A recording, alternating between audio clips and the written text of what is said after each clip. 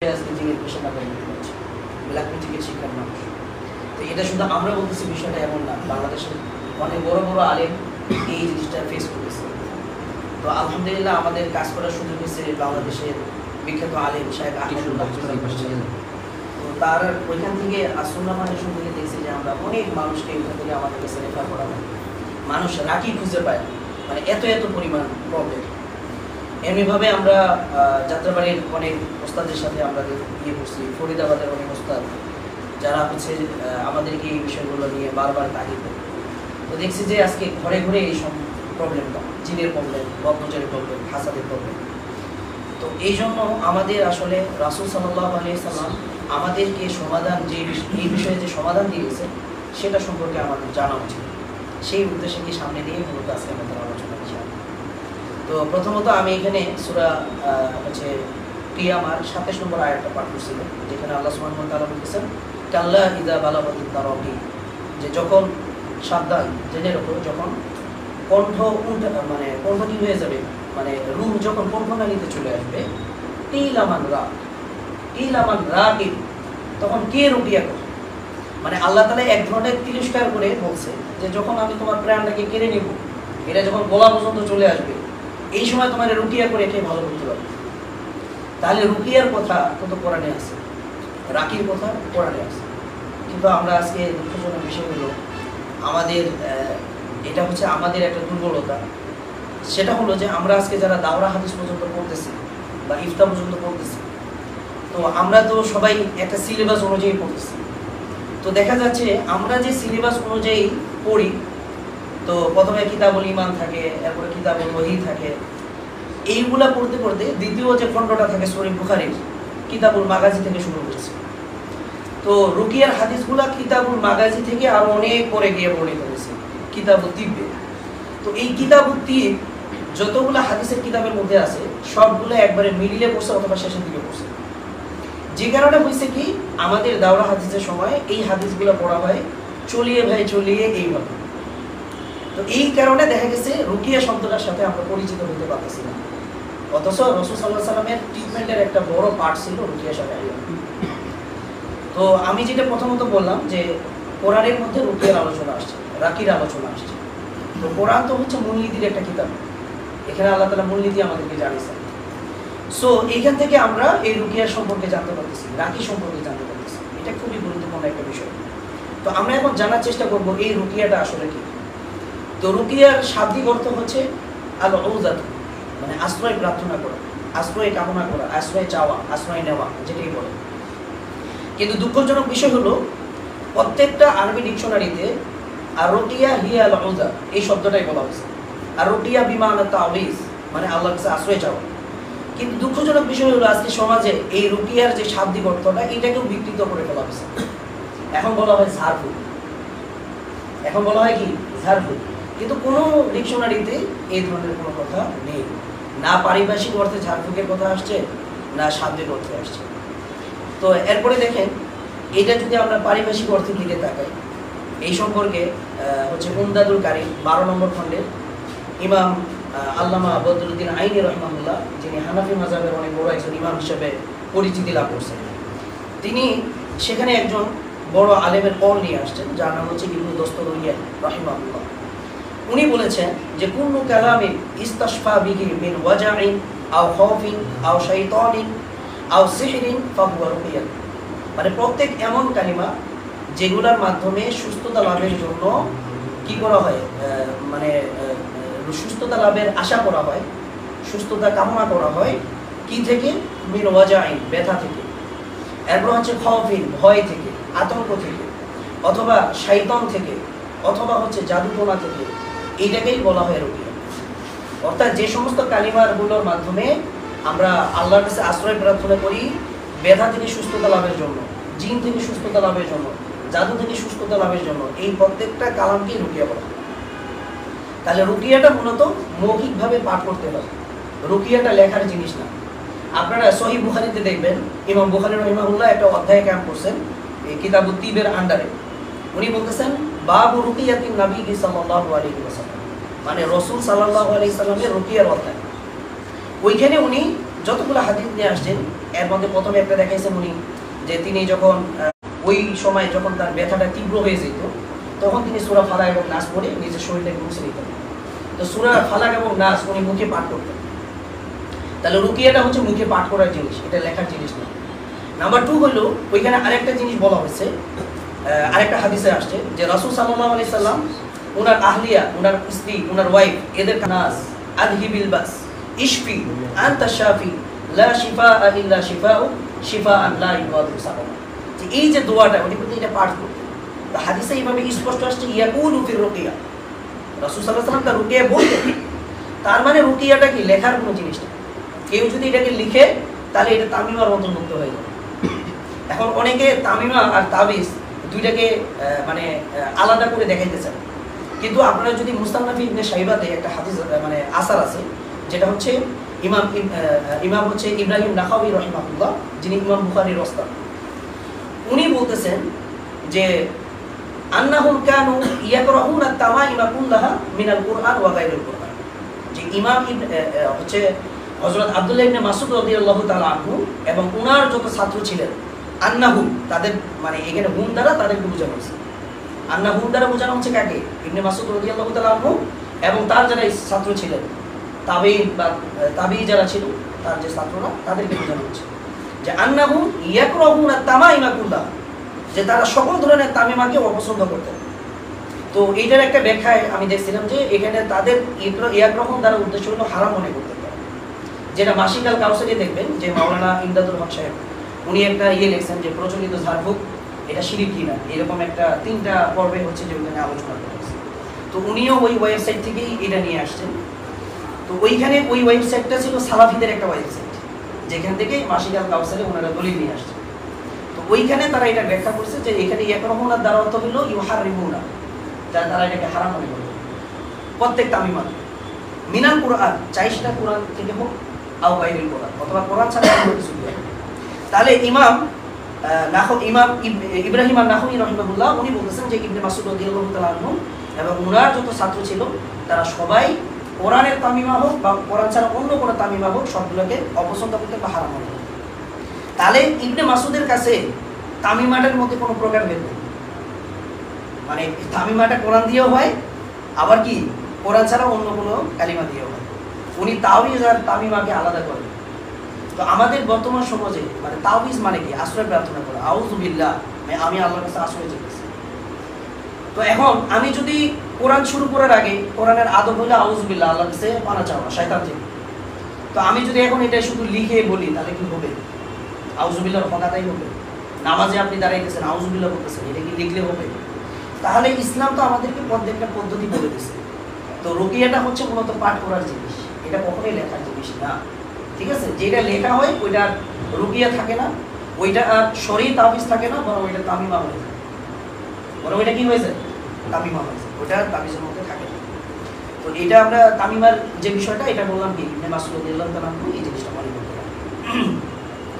এরপর হচ্ছে ইমাম ইবনুল আসির রাহিমাহুল্লাহ ওনার আন-নিহায়া ফি গরিবিল হাদিস একটা হচ্ছে যে কিতাব আছে, যেখানে এটাকে আপনারা আরবি ডিকশনারি বলতে পারেন, অর্থাৎ আরবি হাদিসের মধ্যে যে সমস্ত শব্দগুলো থাকে উনি ওই শব্দগুলো ব্যাখ্যা করছেন তার এই নিহায়া কিতাব। ওইখানে উনি রুকিয়ার সঙ্গে বলতেছেন যে আর রুকিয়া আল উযাতু আল্লাতী ইরকা বিহা সাহিবুল আফাত, রুকিয়া মানে হলো এমন আশ্রয় প্রার্থনামূলক বাক্য যেটার দ্বারা বিপদগ্রস্ত ব্যক্তি কি করে? চিকিৎসা করে, রুকিয়া করে। কি থেকে? কাল হুম্মা, যেমন হচ্ছে জ্বর থেকে, ওয়াসরা এবং জিনে ধরছে, মির্গি রোগে পেয়ে গেছে, এই সমস্ত রোগ থেকে, ওয়া গায়রি যালিকা মিনাল আফাত, এবং এই ধরনের যত বিপদ আপদ আছে এইগুলা থেকে যে সমস্ত কালাম পাঠ করে রুকিয়া করা হয় এটাকে মূলত কি বলে? রুকিয়া বলা হয়, ঠিক আছে? আচ্ছা, এরপরে শাইখুল ইসলাম ইবনে তাইমিয়া রাহিমাহুল্লাহ উনি একটা খুব সুন্দর কথা বলছেন, তিনি এটা মাজমুউল ফতোয়ার 19 নম্বর খণ্ডে এই বিষয়ে বিস্তারিত আলোচনা করছেন। তিনি বলতেছেন যে আর রুকা বিমানা তাওয়িজ, রুকিয়া মানে হলো কি? তাওয়িজ, অর্থাৎ আশ্রয় প্রার্থনা করা, আশ্রয় কামনা করা। ওয়াল ইস্তিরকাউ তালাবুর রুকিয়া, আর ইস্তিরকা বলা হয় অন্যের কাছে রুকিয়া চাওয়া।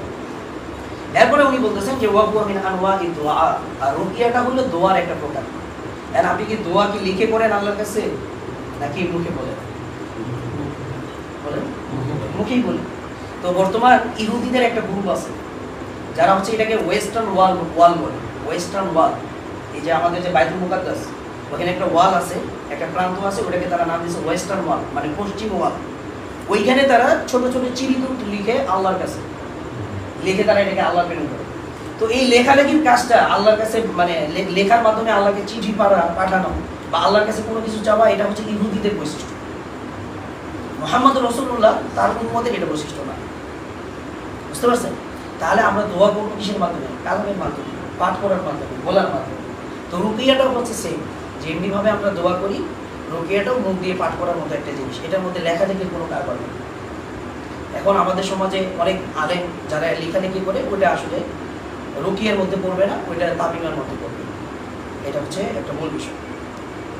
তো আমরা মোটামুটি রুকিয়ার একটা পরিচয় সম্পর্কে জানলাম, যে শাব্দিক অর্থ কী এবং পারিভাষিক অর্থ কী।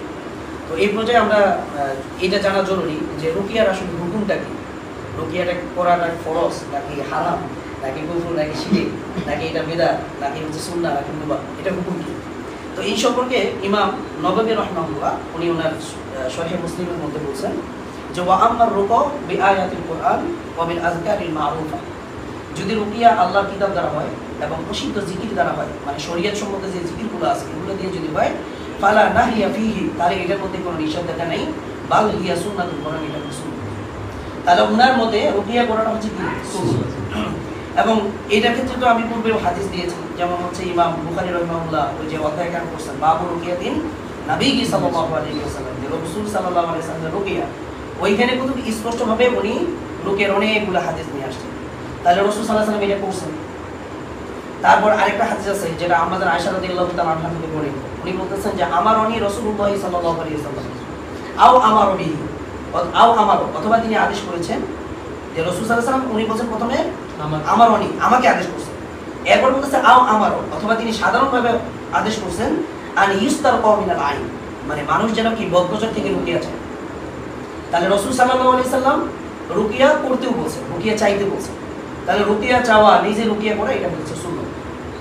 এরপরে দেখেন আবু সাঈদ খুদরি রাদিয়াল্লাহু তাআলা আনহুর হাদিস, এটা আমরা সবাই জানি। ওই যে রাসূল সাল্লাল্লাহু আলাইহি ওয়াসাল্লামের একটা সাহাবীদের একটা দল আরবের একটা গোত্রের কাছে গেছিল। তো ওইখানে তাদের একজন সর্দারকে সাপ অথবা বিচ্ছু কামড় দিয়েছিল। তখন তারা বললো যে তোমাদের মধ্যে হালফিকুম রাকিব, আপনাদের মধ্যে থেকে কোনো রাকি আছে কি? তখন এগুলো বলে হ্যাঁ আমাদের কাছে রাকি আছে, কিন্তু আপনারা যেহেতু আমাদের কোনো মেহমানদারি করেন নাই, সুতরাং আমাদেরকে এক পাল বকরি দিতে হবে। এই ধরনের একটা চুক্তি হয়। তারপরে তারা আবু সাঈদ খুদরি রাদিয়াল্লাহু তাআলা আনহু গিয়ে তাকে হচ্ছে সূরা ফাতিহা দ্বারা রুকিয়া করে।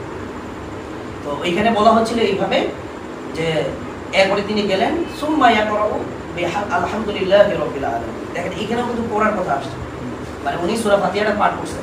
সুম্মা ইয়াদখুলু, এরপরে তিনি থিতু নিক্ষেপ করছেন, যে জায়গায় সবল দিছিল ওই জায়গায় থিতু নিক্ষেপ করছেন। তারপরে তারা তাদের চুক্তি অনুযায়ী এক পাল বকরি দিয়ে দিচ্ছে। তখন ওনাদের মধ্যে থেকে একদল বললো যে না, এটা তো হালাল হবে না, কারণ তুমি তো কোরআনের বিনিময় দিতেছো, এটা মনে হয় হালাল হবে না। তখন বললো যে ঠিক আছে, তাহলে আমরা আল্লাহ রাসূলের কাছে যাই, গিয়ে বিষয়টা জানাই।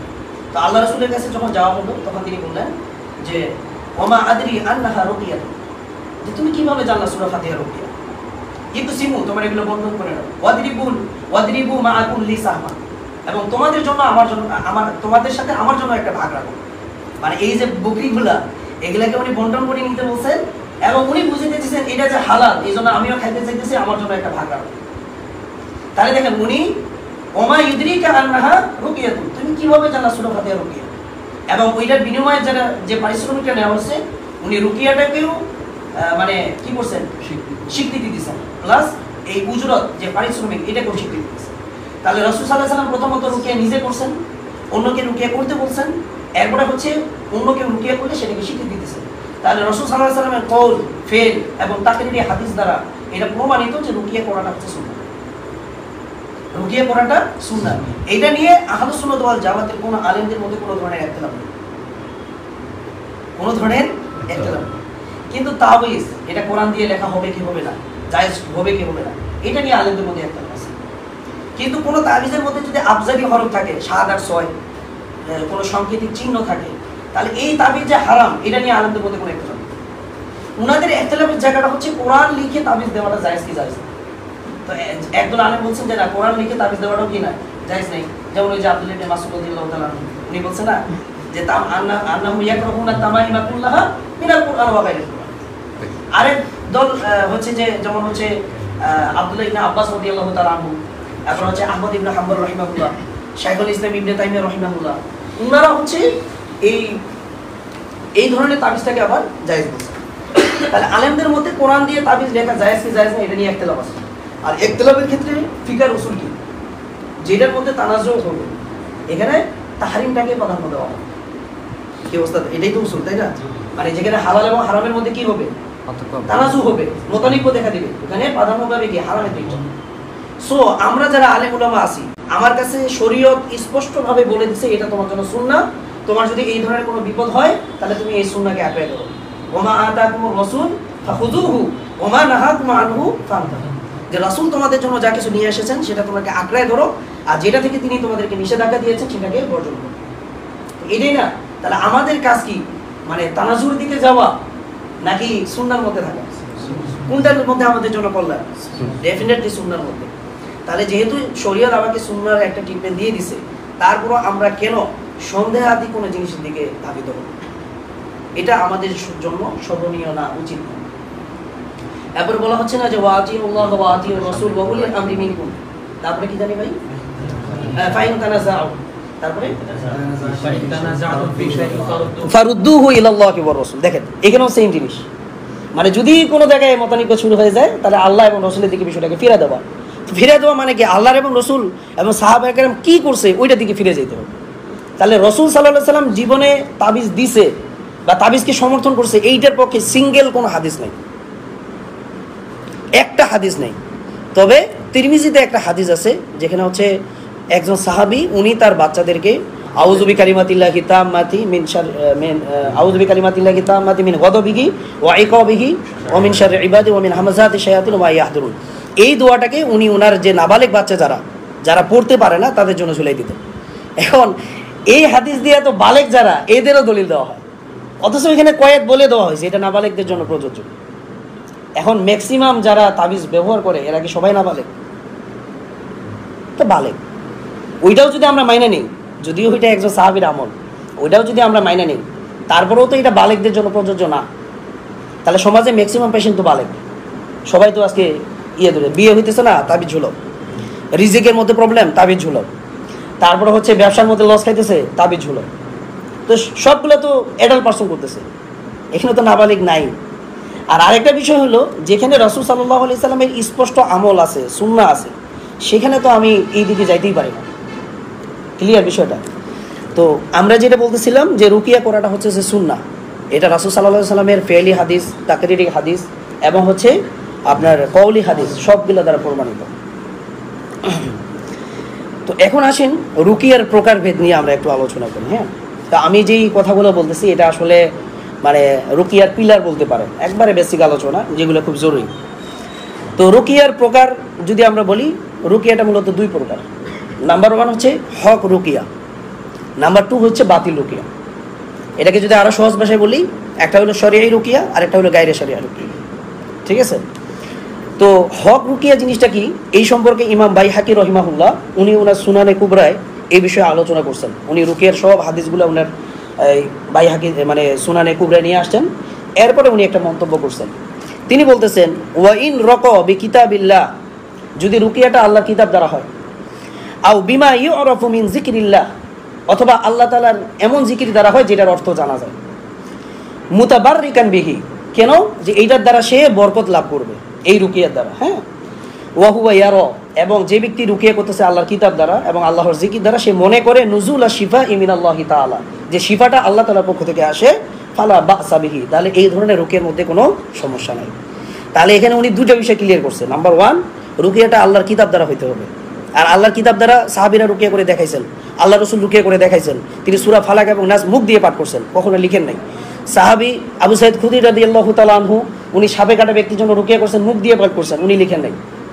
তাহলে এখানে আল্লাহর কিতাব দ্বারা রুকিয়া করার সিস্টেম হচ্ছে, প্রথম আল্লাহর কিতাব হইতে হবে, নাম্বার 2 হলো আল্লাহ তাআলার জিকির হইতে হবে বা প্রসিদ্ধ দোয়া হইতে হবে, যেটার মধ্যে কুফর থাকবে না, শিরিক থাকবে না, এরকম দোয়া হইতে হবে। এরপরে দ্বিতীয় নম্বর, এখানে আকীদার কনসেপ্টটা ক্লিয়ার থাকতে হবে যে শিফা আসে আল্লাহর পক্ষ থেকে, রুকিয়ার কোনো স্বতন্ত্র পাওয়ার নেই। এই শর্তগুলো যদি মেনটেন করা হয় তাহলে এই ধরনের রুকিয়াটা কি শরীয়ত সম্মত, এই ধরনের রুকিয়া হলো হক রুকিয়া। ঠিক আছে। এরপরে শাইখুল ইসলাম ইবনে তাইমিয়া রাহিমাহুল্লাহ উনি ওনার মাজমুউল ফতোয়ায় এই সম্পর্কে খুব সুন্দর আলোচনা করছেন। তিনি বলতেছেন ফাইন কানাতুর রুকা ওয়া তাআউইজ, যদি রুকিয়া এবং আশ্রয় প্রার্থনামূলক দোয়াগুলা এমন হয় যে মিম্মা ইউআরাফু মানাহা, যে এর অর্থ জানা যায়, মানে আমরা যে দোয়াগুলো পড়তেছি বা যে রুকিয়াটা পড়তেছি এটার অর্থটা কি আমরা জানতে পারতেছি। ওয়া মিম্মা ইয়াজুজু ফি দীনিল ইসলাম, এবং দ্বীন ইসলামের মধ্যে এইটা বৈধ রয়েছে যে আন ইয়াতাকাল্লামু বিহা রাজুল দাইয়ান লিল্লাহ, যে কোনো একজন ব্যক্তি এই সমস্ত কথামালার দ্বারা কোনো ব্যক্তিকে আল্লাহর দিকে আহ্বান করে। ঠিক আছে। এরপরে যাকিরুল্লাহু, এবং আল্লাহর জিকির করে। ওয়া মুখাতাবান লিখালকিহি, অথবা আল্লাহ তাআলার কোনো সৃষ্টিকে সম্বোধন করে। তারপর হচ্ছে বা নাহবা যালিক, এবং এই ধরনের যত বৈধ কথামালা আছে যেটা ইসলামী শরীয়ত কি করে অনুমোদন দেয়। ফাইন্নাহু ইয়াজুজু আন ইউরকা বিহাল মাসরু ওয়া ইউআওয়াজু, তাহলে এই ধরনের রুকিয়া দ্বারা কোনো জিনগ্রস্ত ব্যক্তির রুকিয়া করাটা কি জায়েজ, এবং তার জন্য আশ্রয় প্রার্থনা করাটাও কি জায়েজ। ঠিক আছে। ফাইন্নাহু ক্বাদ সাবাতা ফি সহিহি, এরপরে উনি বলতেছেন যে এমনিভাবে সহিহ হাদিসের মধ্যে বর্ণিত হয়েছে আনিন নবী সাল্লাল্লাহু আলাইহি সাল্লাম, রাসূল সাল্লাল্লাহু আলাইহি সাল্লাম থেকে, যে আন্নাহু ক্বাল, তিনি বলেছেন যে আন্নাহু আযিনা ফির রুকু, যে রাসূল সাল্লাল্লাহু আলাইহি সাল্লাম রুকিয়ার মধ্যে অনুমতি দিবেন মা লাম তাকুন শিরকান, যদি রুকিয়ার মধ্যে কি না থাকে, শিরিক না থাকে। এরপরে ওয়াকালা, এরপরে উনি বলতেছেন যে তিনি অন্য আরেকটা হাদিসের মধ্যে বলছেন মানিস্তাতু আমিনকুম আন ইয়ানফা আখাহু ফালিয়ানফাহু, তোমাদের মধ্য থেকে কোনো ব্যক্তি যদি রুকিয়ার দ্বারা তার কোনো ভাইয়ের উপকার করতে পারে সে যেন সেটা করে। কথাটা বুঝতে পারছেন? তাহলে শাইখুল ইসলাম ইবনে তাইমিয়ার কথাটা খুবই সুন্দর। উনি এখানে বলছে যে রুকিয়ার মধ্যে যদি কি থাকে, এমন কথামালা থাকে যেটার অর্থ জানা যায়, কিন্তু একজন রাকি আপনার সামনে এমন কিছু কথামালা বলতেছে যেটার অর্থ আপনি জানেন না, বুঝতেছেন না, তাহলে এই ধরনের রুকিয়াটা কি হবে, বাতিল রুকিয়ার অন্তর্ভুক্ত হবে, এটা হক রুকিয়া থাকবে না। এরপরে বলা হচ্ছে যে দ্বীন ইসলামের মধ্যে যে কথামালাগুলা বলার অনুমোদন আছে এই সমস্ত কথামালা দ্বারা কি করতে হবে, রুকিয়া করতে হবে। যেমন একটা হাদিসের মধ্যে আসছে যে রাসূল সাল্লাল্লাহু আলাইহি সাল্লাম উসমান ইবনে আবিল আস নামে একজন সাহাবীর রুকিয়া করেছিলেন। তো তার মূলত যে প্রবলেমটা ছিল, তিনি রাসূল সাল্লাল্লাহু আলাইহি ওয়াসাল্লামের কাছে এসে বলতেছিলেন, ইয়া রাসূলুল্লাহ, যে আমি যখন নামাজে দাঁড়াই, ইয়া আরিদুল্লি শাইউন ফি সলাতি হাত্তা মা আদরি মা উসাল্লি, যে আমি যখন নামাজে দাঁড়াইতাম তখন আমার নামাজের মধ্যে কিছু বিষয় উদ্গত হইতো এবং অবস্থাটা এমন পর্যায়ে চলে যাইতো যে মা আদরি মা উসাল্লি, আমি আসলে কি নামাজ পড়তেছি আমি নিজেও জানি না। আরেকটা রেওয়ায়াতে আসছে, তিনি বলতেছেন ওই সাহাবী যে হালা শাইতানু বাইনি ওয়া বাইনা সলাতি ওয়া কিরাআতি হাত্তা মা আদরি মা উসাল্লি, মানে এইভাবে আরেকটা রেওয়ায়াতে আসছে। উনি বলতেছেন যে শয়তান আমার নামাজ আমার মধ্যে এবং আমার কেরাতের মধ্যে এবং নামাজের মধ্যে সে বাধা তৈরি করতো। তো অবস্থা এমন হতো যে আমি জানতাম না আমি আসলে কি নামাজ পড়তেছি। ঠিক আছে। তখন রাসূল সাল্লাল্লাহু আলাইহি সাল্লাম বললেন যে উদনু যাকা শাইতান, যে তুমি এদিকে আসো, এটা তো শয়তান। তারপরে উনি বলতেছেন যে তিনি রাসূল সাল্লাল্লাহু আলাইহি সাল্লামের কাছে সামনে গিয়ে হাঁটু গেড়ে বসলেন। তারপরে তিনি বলতেছেন যে ফাদারবা রাসূলুল্লাহ সাল্লাল্লাহু আলাইহি সাল্লাম ফি সদরি সুম্মা তাফালা সুম্মা ক্বালা উখরুজ আদুওয়াল্লাহ, যে রাসূল সাল্লাল্লাহু আলাইহি সাল্লাম তার বুকে থাপড় দিলেন, এরপরে বললেন যে মুখে হচ্ছে থুতু নিক্ষেপ করলেন এবং বললেন উখরুজ আদুওয়াল্লাহ, মানে তার ভিতরে যে শয়তান ছিল তাকে বলে হে আল্লাহর দুশমন তুই বের হয়ে যাও। এবং উনি বলতেছেন যে এই কাজটা তিনি 3 বার করছিলেন। এরপরে তিনি বলতেছেন যে ইল হাক বি আমালিক, যে তুমি যাও তোমার কাজের মধ্যে লিপ্ত হয়ে যাও। তো ওই সাহাবী তখন বলতেছেন যে ফালা আমরি, আমার জীবনের কসম এই রুকিয়া করার পর থেকে আমার আর এই ধরনের কোনো সমস্যা হয় নাই। তাহলে এইখানে আমি যে পয়েন্টটা বলতে চাচ্ছিলাম, রাসূল সাল্লাল্লাহু আলাইহি সাল্লাম তার রুকিয়াতে দেখেন বলছে উখরুজ আদুওয়াল্লাহ। তো ইসলামী শরীয়ত এই কথামালাটাকে অনুমোদন দেয় কিনা? তাহলে এই ধরনের কথামালা দ্বারা রুকিয়া করাটা কি জায়েজ? কথা বুঝছেন? আমি এই পয়েন্টটাই আর কি আপনাদের বুঝাইতে চাচ্ছিলাম। তো শাইখুল ইসলাম ইবনে তাইমিয়া রাহিমাহুল্লাহ এই জিনিসটাই বলছেন যে দ্বীন ইসলামের মধ্যে অনুমোদন দেয় এই ধরনের বৈধ কথামালা দ্বারা কি করা যাবে, রুকিয়া করা যাবে। আচ্ছা, তো আমাদের ওই যে উনার কথা আমি আরেকবার বলছিলাম, উমদাদুল কারি, যিনি সহিহ বুখারীর ব্যাখ্যা গ্রন্থ লিখছেন, আল্লামা আইনি রাহিমাহুল্লাহ, উনি একটা সুন্দর কথা বলছেন যে ওমা নুহিয়া আনহু, যে সমস্ত রুকিয়া থেকে নিষেধাজ্ঞা দেওয়া হয়েছে সেই রুকিয়াটা কি, ওয়াহুয়া রুকিয়াতুল আজ্জামিন, সেই রুকিয়াটা হচ্ছে আজ্জামিনদের রুকিয়া। আজ্জামিন কারা? যারা হচ্ছে তন্ত্রমন্ত্র পাঠ করে। আজ্জামিন মানে হচ্ছে যারা তন্ত্রমন্ত্র পাঠ করে। এরপর বলতেছে ওয়ামান ইয়াদদাই তাসখিরুল জিন, এবং যে ব্যক্তি দাবি করে যে সে জিনকে বশীভূত করছে, এই ধরনের ব্যক্তির রুকিয়া জায়েজ নেই। এটা কি আমার কথা ভাই? এটা কার কথা? আল্লামা আইনি রাহিমাহুল্লাহর কথা। তাহলে আজকে দেখেন আমাদের সমাজ, আলেম সমাজে এটা একটা মহামারী ধারণ করছে। আমরা অনেক আলেমদেরকে বলতে শুনি, যদিও হয়তো তাদের কলিলুল ইলিমে থাকার কারণে এই কথা বলে, অথবা জিনের মাধ্যমে তারা ধোঁকা খাইতেছে, অথবা এই সমস্ত আলেমদের মধ্যে একটা শ্রেণী আছে যারা জেনে বুঝে এই কাজগুলো করে। মানে আমরা তিনটা শ্রেণীর কথা বলতেছি না। নাম্বার 1, উনি মাখদু, শয়তান ওনাকে ধোঁকা দিচ্ছে, উনি বুঝতেছে না। নাম্বার 2, কলিলুল ইলম, এটা সম্পর্কে ওনার পড়াশোনা নাই, এরকম স্টাডি করে নাই। নাম্বার 3, উনি জানিয়ে বুঝে এই কাজগুলো করতেছেন। এই 3 শ্রেণীর আলেমকে পাই। তো এটা আলেম ছাড়াও কিছু জাহেলেরও এই দাবিটা আছে। অনেক জাহেল দেখবেন যে জীবনে নামাজ পড়ে না, সিজদা দেয় না, ঠিক আছে, এই জুমার দিনও নামাজ পড়তে যায় না, যত ধরনের অপকর্ম আছে সবগুলোই করে, কিন্তু সে দাবি করে যে আমার কাছে হাজার হাজার জিন আমার বসে আছে। ঠিক আছে, তো আল্লামা আইনি রাহিমাহুল্লাহ এই কথাটা উনি ইমাম খাত্তাবির রেফারেন্সে বলছেন। এই কথাটা মূলত আল্লামা আইনের না, এই কথাটা মূলত হচ্ছে ইমাম খাত্তাবি রহিমাহুল্লাহ। ইমাম খাত্তাবি রহিমাহুল্লাহ কিন্তু বুখারী শরা লিখছে, এটা আমরা সবাই জানি। তো ইমাম খাত্তাবি এই কথাটা বলছে যে যারা তন্ত্রমন্ত্র পাঠ করে এবং যারা এই দাবি করে যে সে জিন বশীভূত করছে, তার আন্ডারে জিন, অনেকগুলো জিন আছে, তাহলে এই ধরনের দাবিদার ব্যক্তির রুকিয়া কি নাই? জায়েজ নাই। এখন আমরা কি এই সমস্ত জিন হুজুরের কাছে ট্রিটমেন্টের জন্য যাইতে পারবো? বলেন, আপনারা বলেন। তাহলে যারা আজকে বলে যে সে জিন হুজুর, তার কাছে অনেকগুলো জিন আছে, সাহাবি জিন আছে, আবার অনেকে বলে মুমিন জিন আছে, হ্যাঁ, আবার একদল তো এখন বাইরে হচ্ছে, সে নাকি ফেরেশতা হাজির করতে পারে, হ্যাঁ, ফেরেশতা হাজির করতে পারে। তো এইগুলো দেখবেন আপনারা ইউটিউবে আছে। এখন আপনারা বলেন এই সমস্ত দাবিগুলো যারা করে, আসলে কি এদের কাছ থেকে ট্রিটমেন্ট নেওয়াটা জায়েজ হবে? কখনোই জায়েজ হবে না। সো আমরা এই যে আজকে প্রোগ্রামটা করতেছি, এটার একটা মূল উদ্দেশ্য হলো আপনারা যারা এখানে আলেম শ্রেণী আছেন, আপনাদের কাছে আমাদের উদার্থ একটা আহ্বান থাকবে যে আপনারা মানুষকে এই বিষয়গুলো নিয়ে সতর্ক করেন, তারা যেন এই টাকাও নষ্ট না করে, প্লাস ইমানটাকে যেন নষ্ট না করে। এটা হচ্ছে আপনাদের প্রতি আমাদের আহ্বান। কারণ আলেমদেরকে আমরা আমাদের মাথার তাজ মনে করি, তারা হচ্ছে এই সমাজকে পরিবর্তনশীল। প্রত্যেক যুগে যুগে এই সমাজ পরিবর্তন হচ্ছে আলেমদের মাধ্যমে, ঠিক আছে? এই জন্য আলেমদেরকে এই ক্ষেত্রে আগে আসতে হবে।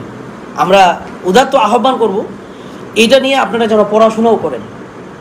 তো আমরা অনেক আলেমদের থেকে বিভিন্ন প্রশ্নের সম্মুখীন হয়ে, যেটা আমাদের জন্য অনেক মানে কি বলে বিব্রতকর পরিস্থিতিতে আমাদেরকে ফালায়, যেটা আমরা কাম্য মনে করি না, ঠিক আছে? যেখানে স্পষ্ট হাদিস আছে, দেখা যায় এমন প্রশ্ন করছে যেটা নিয়ে আর বলার মতো কিছু থাকে না। তো এটা গেল একটা বিষয়। উনি খুব গুরুত্বপূর্ণ একটা কথা বলছেন ইমাম খাত্তাবী রহিমাহুল্লাহ, যে যেই সমস্ত রুকিয়া থেকে নিষেধাজ্ঞা দেওয়া হয়েছে সেটা হচ্ছে ওই রুকিয়া যারা হচ্ছে কি করে, তন্ত্রমন্ত্র পাঠ করে, এবং যে ব্যক্তি দাবি করে তার কাছে কি আছে, জিন আছে, বা সে জিন বশীভূত করে, জিন পালে, এই সমস্ত লোকদের কাছ থেকে কি করা যাবে না, রুকিয়া নেওয়া যাবে না। আচ্ছা, তো দ্বিতীয় নম্বর হচ্ছে বাতিল রুকিয়া। মানে এতক্ষণ তো হক রুকিয়ার কথা গেল, তো বাতিল রুকিয়াটা আসলে কি, এই সম্পর্কে শাইখুল ইসলাম ইবনে তাইমিয়ার আমরা 2টা কওল এখানে নিয়ে আসব। তো উনি বলতেছেন যে ওয়া ইন কানা ফি যালিকা কালিমাতুন মুহাররামাতুন, যদি রুকিয়ার মধ্যে কালিমাগুলা এমন হয় যে যেটা হারাম, আও ইয়াকুনু ফিহা শিরকুন, অথবা এই কালিমাগুলোর মধ্যে যদি কি থাকে, শিরিক থাকে, আও কানাত মাজহুলাতাল মানা, অথবা এই রুকিয়ার যে বাক্যগুলো পাঠ করা হইতেছে এটার অর্থ যদি বোধগম্য না হয়, ইয়াহতামিলু আই ইয়াকুনা ফিহা কুফরুন, সম্ভাবনা আছে এটার মধ্যে কুফরি থাকতে পারে, ঠিক আছে? ফালাইসা লি আহাদিন আন ইউরকা বিহা, তাহলে কোনো ব্যক্তির জন্য জায়েজ নাই, কোনো ব্যক্তির জন্য উচিত নয় যে ইউরকা বিহা, এই সমস্ত কালিমা দ্বারা সে কি করবে, রুকিয়া করবে। ওয়ালা ইয়াজিমা ওয়ালা ইউকসিমা, এটা একই রুকিয়ার অর্থে পড়ে আর কি, হ্যাঁ। ওয়াইন কান, এখানে খুব ইম্পর্টেন্ট একটা কথা বলছে, ওয়াইন কালান জিন্নি ওয়াদ ইয়ানসিরফু আনিল মাসরুই বিহা, যদিও এই সমস্ত হারাম কালিমা দ্বারা রুকিয়া করার ফলে রোগীর শরীর থেকে জিন বের হয়ে যায়, ঠিক আছে? ফাইন্নামা হাররামাহুল্লাহু ওয়া রাসূলু, আল্লাহ এবং তার রাসূল যেটাকে হারাম করেছেন, দররুহু আকসারু মিন নাফিহি, তাহলে এইটার ক্ষতি তার উপকারের থেকে বেশি। মানে দেখেন কত ইম্পর্টেন্ট কথা বলছে। এই লোকটাকে মানে কেন শাইখুল ইসলাম বলা হয়, এটা আমি ওনার কিতাবগুলো পড়ার পরে বুঝছি। ইসলামের এমন কোনো সেক্টর নাই যেটা নিয়ে উনি কথা বলেন, এবং এই বিষয়গুলো পর্যন্ত উনি ডিপলি আলোচনা করছেন। আপনারা ওনার কিছু কিতাব পড়তে পারেন, যেমন আল ফুরকান বাইনা আউলিয়া রহমান ওয়া আউলিয়া শাইতান, খুবই চমৎকার একটা কিতাব। এখানে পড়লে আপনারা দেখবেন যে ওনার শয়তানের আউলিয়া কারা এবং রহমানের আউলিয়া কারা, এটা সম্পর্কে আপনারা জানতে পারবেন। এবং সমাজে আমাদের বিভিন্ন যে মিথ তৈরি করা হয় যে অমুক ব্যক্তি এত কারামাত আছে, হ্যান আছে, ওইটা আছে, এটা আছে, এই কারামতওয়ালা লোকদের অনেকেই দেখবেন যে শয়তান তাদেরকে হেল্প করে, এরা মূলত আল্লাহর পক্ষ থেকে কারামত পাইতেছে না, শয়তান থেকে পাইতেছে। তো এইটা জানতে হইলে আপনাকে এই বইটা পড়তে হবে, বুঝতে পারছেন? যেমন আল্লাহ তাআলা কোরআনে বলছে, ওয়াকাযালিকা জাআলনা লিকুল্লি নাবিয়্যিন আদুওয়ান শায়াতিনাল ইনসি ওয়াল জিন ইউহি বা'দুহুম ইলা বা'দ। শয়তানরা কিন্তু ওহী করে, তাদের অনুসারীদের কাছে কি করে? ওহী করে। জিন শয়তানরা মানুষ শয়তানের কাছে ওহী করে, আবার মানুষ শয়তানরা জিন শয়তানের কাছে কি করে? ওহী করে। বুঝতে পারছেন? খুব একটা ভালো কানেকশন আছে। তো যাই হোক, যেটা আমি বলতে চাচ্ছিলাম যে শাইখুল ইসলাম ইবনে তাইমিয়া রাহিমাহুল্লাহ এখানে কিন্তু খুব সুন্দর একটা মূলনীতি উনি বলছেন যে যদি আপনি হারাম চিকিৎসা নিতেছেন, এটার মাধ্যমে যদি জিন বেরো হয়ে যায়, তারপরও এটার ক্ষতি উপকারের তুলনায় বেশি। এবং আমরা যারা এখানে রাকি আছি, এখানে অনেক ভাই আছেন যারা রুকিয়া করে, আমরা এইরকম অনেক হাজার হাজার কেস পাইছি যে আসলেই উপকারের তুলনায় ক্ষতি হয়। বাদ দিলাম, মনে করেন সে সুস্থ হয়ে গেছে, কিন্তু সে তো হারামের মাধ্যমে ট্রিটমেন্টটা নিছে, এখানে তার ইমানের মধ্যে একটা ঘাটতি আসছে কিনা, এটা তো একটা বড় ক্ষতি। এর থেকে ক্ষতি তো হইতে পারে না, কারণ একজন ইমানদারের সব থেকে বেশি মূল্যবান জিনিস হলো তার ইমান। আব্দুল মালিক সাহেব হাফিজাহুল্লাহ উনি একটা বই লিখছেন না, সবার আগে ইমান, বা ইমান সবার আগে, এরকম একটা বই লিখছে। তো ইমান তো তার সব থেকে মূল্যবান সম্পদ, এটাই যদি না থাকে সে সুস্থ হয়ে কি করবে? এর থেকে তো অসুস্থ হয়ে মরে যাওয়াটা ভালো। হ্যাঁ, এটা হলো মূল বিষয়। এরপরে শাইখুল ইসলাম ইবনে তাইমিয়া রাহিমাহুল্লাহ উনি আরেকটা কথা বলছেন খুব সুন্দরভাবে, যে ফাইনাল মুশরিকিনা ইয়াকরাউনা মিনাল আযাইম ওয়া তালাসিম ওয়ার রুকা মা ফীহি ইবাদাতুন লিল জিন ওয়া তা'যীমুন লাহুম। যে মানে মুশরিক যারা, এরা যে হচ্ছে এমন সব মন্ত্র পাঠ করে, মানে আজাইম দ্বারা হচ্ছে মন্ত্র, তন্ত্র মন্ত্র। এরপরে বলা হচ্ছে তলাসিম, তলাসিম মানে হচ্ছে নকশা। এই যে দেখেন আপনারা আজকে তাবিজ খুললে দেখবেন বিভিন্ন নকশা পাওয়া যায়, 7 আর 6 দিয়ে বিসমিল্লাহর মান নিয়ে আসছেন, হ্যাঁ, সাংকেতিক চিহ্ন দিছে। তো এই ধরনের যে তলাসিমগুলো লেখা হয়, ওয়ার রুকা, এবং এমন রুকিয়া মা ফিহি ইবাদাতুল জিন ওয়া তা'যীমুন লাহুম, যে যেটার মধ্যে কি আছে? শয়তানের ইবাদত আছে, শয়তানকে পূজা করা হয়, জিনদের পূজা করা হয়, এবং জিনদেরকে তাজিম করা হয়, তাদেরকে সম্মান প্রদর্শন করা হয়। এরপরে উনি বলতেছেন, ওয়া আম্মাতু মা বিআইদিন নাস মিনাল আযাইম ওয়া তালাসিম ওয়ার রুকা আল্লাতী লা তুফকাহুহু বিল আরাবিয়্যাতি বিমা ফীহি মা হুয়া শিরকুম বিল জিন। উনি বলতেছেন, আর অধিকাংশ মানুষের কাছে যে তাবিজ তুমারগুলো থাকে, মানে আজাইম তন্ত্রমন্ত্রগুলো থাকে, যে তাবিজগুলো থাকে, তলাসিম নকশা অঙ্কনের যে তাবিজগুলো থাকে, ওয়ার রুকা যে রুকিয়াগুলো থাকে, আল্লাতী লা তুফকাহু বিল আরাবিয়্যাতি, যেটা আরবি দ্বারা কি বোঝা সম্ভব না, মা ফিহা বিল আরাবিয়্যাতি ফিহা, মানে এটার মধ্যে কি আছে এটা আরবি দ্বারা বোঝা যায় না, মা হুয়া শিরকুম বিল জিন, এবং এই জিনিসটা বোঝা যায় না যে এটার মধ্যে মানে জিনের সাথে কি শিরিক আছে। ঠিক আছে, উনি বলতেছেন যে সমাজে, মানে সমাজের কথা বলতেছেন, সমাজে মানুষের কাছে যে সমস্ত তাবিজ তোমরা পাওয়া যায়, যে সমস্ত রুকিয়াগুলো পাওয়া যায়, এর মধ্যে উনি 3টা কথা বলছেন। একটা হলো কুফরি তন্ত্রমন্ত্র, নাম্বার 2 হলো নকশা অঙ্কন করে তাবিজ, নাম্বার 3 হলো এমন রুকিয়া যেটার অর্থ বোধগম্য হয় না। এইগুলো ম্যাক্সিমাম সমাজে কি পাওয়া যায়। ঠিক আছে, তো এইটার মধ্যে যে জিনের সাথে কি করা হয়? শিরিক করা হয়। কারণ আমি যদি একটা মন্ত্র পাঠ করি, ঠিক আছে, এই মন্ত্রের মধ্যে জিনের, আমরা যেমন আল্লাহর কাছে দোয়া করি, আল্লাহ আপনি কহার, আপনি আজিজ, আপনি রহমান, আপনি রহিম, আপনি কহার, আপনি জাব্বার, ঠিক সেম এই উল্টা কথাগুলো শয়তানের জন্য বলা হয়, ডাইরেক্ট কুফর এবং শিরিক। ঠিক আছে, তো এই জিনিস যেগুলো বলা হয়, মানে আল্লাহকে যেভাবে ডাকি সেম ইয়াটা কি করা হয়? শয়তানের জন্য করা হয়। এরপর উনি বলতেছেন, ওয়ালিহাযা নাহা উলামাউল মুসলিমিন আনির রুকা আল্লাতী লা ইফকাহুহু মানাহা। এই জন্য মুসলিমদের উলামা যারা আছেন তারা হচ্ছে ওই সমস্ত রুকিয়াগুলোকে নিষেধ করেছেন যেটার অর্থ বোধগম্য হয় না, বোঝা যায় না। লিআন্নাহা মাদিন্নাতু শিরক, কেননা এটা হলো শিরিকের একটা প্রবেশদ্বার বা শিরিকের একটা উৎস। ঠিক আছে, ওয়া ইল্লাম ইয়ারিফুর রাকি আন্নাহা শিরকুন, যদিও রাকি জানে না যে এটা শিরিক হইতেছে। ওই যে আমি বললাম না 3 শ্রেণীর লোক পাওয়া যায়, সে আসলে জানে না। হ্যাঁ, তো উনি বলতেছে যে সে যদি নাও জানে যে সে কুফরি বলতেছে, তারপরেও তার জন্য এটা কি জায়েজ হবে না। তাহলে আমরা হারাম রুকিয়া মানে বাতিল যে রুকিয়া, এটার একটা পরিচয় পাইলাম। ঠিক আছে, মূল কথা হলো বাতিল রুকিয়া বলা হয় এমন কালিমা দ্বারা রুকিয়া করা যেটার অর্থ বোধগম্য হবে না। নাম্বার 2 হইলো এটার মধ্যে কুফর থাকবে, শিরিক থাকবে, অথবা হারাম থাকবে। তো এই ধরনের জিনিসগুলা দ্বারা যে ট্রিটমেন্ট করা হবে, যে চিকিৎসা করা হবে, এটা হচ্ছে হারাম রুকিয়ার মধ্যে পড়ে। এটা থেকে আল্লাহ তাআলা আমাদের সবাইকে হেফাজত করুন। তো মোল্লা আলী কারি রাহিমাহুল্লাহ, ইনি তো হানাফিদের অনেক বড় একজন ইমাম। তো উনি মিরকাতের যে সরা, মিশকাতের যে সরা মিরকাত, ওইখানে উনি হক এবং বাতিল রুকিয়ার একটা পরিচয় দিচ্ছেন, যে কোনটা হক রুকিয়া আর কোনটা বাতিল রুকিয়া। তো খারিজা বিনতে সল্লেত নামে একজন সাহাবী ছিল, উনার চাচার একটা ঘটনা উনি উল্লেখ করছেন যে উনার চাচা রাসূল সাল্লাল্লাহু আলাইহি ওয়াসাল্লামের কাছে এসে বায়াত হয়েছেন। এরপরে তিনি তার নিজ এলাকায় ফিরে যাচ্ছিলেন। প্রতিমধ্যে একদল লোক তাকে বললো যে আমরা তো শুনছি মুহাম্মদ রাসূলুল্লাহ সাল্লাল্লাহু আলাইহি ওয়াসাল্লাম অনেক কল্যাণকর কিছু জিনিস নিয়ে আসছে, তো আপনারা যেহেতু তার কাছ থেকে আসতেছেন তাহলে আপনাদের কাছে মনে কল্যাণকর কিছু আছে। তো আমাদের একজন রুগী আছে, তাকে শিকল দিয়ে বাঁধে রাখা হয়েছিল, একটা পাগল, তো আপনারা দেখেন তার কিছু করতে পারেন কিনা। তখন উনি বলতেছে যে উনার চাচা ওই ব্যক্তির কাছে গিয়ে টানা 3 দিন, কোনো কোনো রেয়াতে আসছে টানা 7 দিন, সকাল এবং সন্ধ্যা সূরা ফাতিহা পড়ে থুতু নিক্ষেপ করছে, এরপরে উনি ভালো হয়ে গেছে। এরপরে তারা তাকে কিছু মানে পারিশ্রমিক দিয়েছেন। তখন তিনি আল্লাহ রসুলের কাছে আসলেন। আয়েশা বললেন যে ইয়া রাসূলুল্লাহ, ঘটনা হচ্ছে এটা। তখন রাসূল সাল্লাল্লাহু আলাইহি ওয়াসাল্লাম বললেন যে ফালা আমরি, আমার জীবনের কসম, লামান আকালা বিরুকিয়াতিন বাতিলিন, যে অনেক মানুষ আছে যারা বাতিল রুকিয়া করে খায়, ওয়া আনতা তাআকুলু বিরুকিয়াতিন হাক্কিন, আর তুমি খাইতেছো হক রুকিয়া করে, সুতরাং তুমি এটা খাও, এটা নিয়ে কোনো সমস্যা নেই। তো এই যে দেখেন লামান আকালা বিরুকিয়াতিন বাতিলিন, এখানে বাতিল রুকিয়ার কথা বলা হচ্ছে না, এইটা সম্পর্কে আল্লামা মোল্লা আলী কারির রুকিয়াটা আসলে কি ন্যাচারাল প্রাকৃতিক জিনিস দ্বারা চিকিৎসা করতে, যেমন মধু, কালো জিরা, অলিভ অয়েল, পিঙ্ক সল্ট, এরপরে হচ্ছে আপনার জাইতুন ফল, 3 ফল, ঠিক আছে, এরপরে মাটি, হিজামা, আজওয়া খেজুর, এই সবগুলো কি ন্যাচারাল জিনিস না? এই ধরনের ন্যাচারাল জিনিস দ্বারা রাসূল সাল্লাল্লাহু আলাইহি ওয়াসাল্লাম কী করতেন? ট্রিটমেন্ট করতেন। এক সাহাবী এসে বললো ইয়া রাসূলুল্লাহ, আমার ভাইয়ের পেটে সমস্যা দেখা দিছে, বললো যে ইসকি হিয়া আসালান, তুমি তাকে মধুপান করাও। সে তাকে মধুপান করালেও বললো যে সমস্যা যায় নাই, আবার আসছে, বলছে ইসকি হিয়া আসালান, তুমি কে মধুপান করাও। তো এইভাবে সে 4 বার আসছিল, 4 বার মধু খাওয়ার পরে ওই ব্যক্তি ভালো হয়েছে। তাহলে রাসূল সাল্লাল্লাহু আলাইহি ওয়াসাল্লাম কিন্তু তাকে রুকিয়া করে নাই, করছে? তাহলে শুধুমাত্র কি করছে? একটা প্রাকৃতিক জিনিস দিছে। তাহলে রাসূল সাল্লাল্লাহু আলাইহি ওয়াসাল্লামের প্রথম যে ট্রিটমেন্টটা ছিল এটা হলো কি? প্রাকৃতিক জিনিস দ্বারা ট্রিটমেন্ট করা। নাম্বার 2 হলো ওয়াসানি বিল আদওয়াতিল ইলাহিয়া, আর দ্বিতীয় নম্বর যে ট্রিটমেন্টটা ছিল সেটা হচ্ছে এলাহি চিকিৎসা, এলাহি ঔষধ। সেটা কি?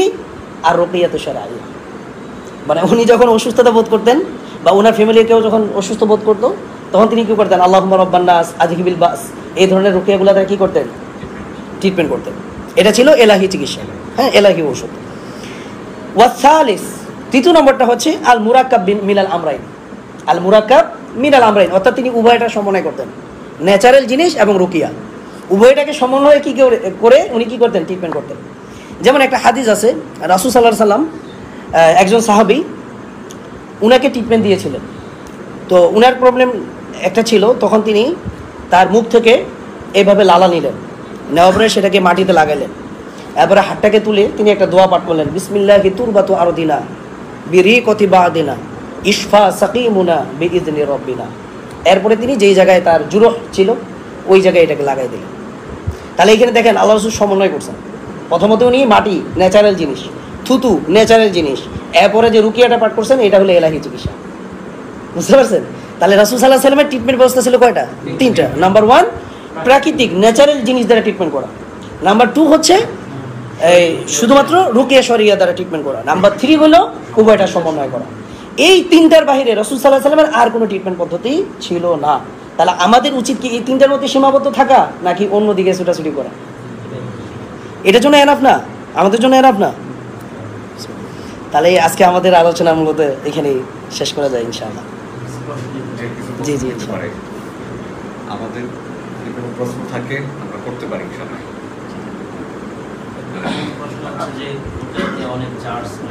আচ্ছা ভাই, মনে হয় প্রশ্ন আমার 2টা বিষয়। একটা হলো যে আমরা চাঁদপুরে আসলে মানে আমরা অনেকেই শুনি এগুলা যে রুকিয়া ইউটিউবে দেখি, কিন্তু চাঁদপুরে মনে হয় না এরকম কোনো প্রশিক্ষণের ব্যবস্থা আছে, আমার জানা নাই। জি জি না, তো এরকম মনে হয় একটা প্রশিক্ষণের ব্যবস্থা করলে ভালো হয়। জি, প্রশিক্ষণের বিষয়।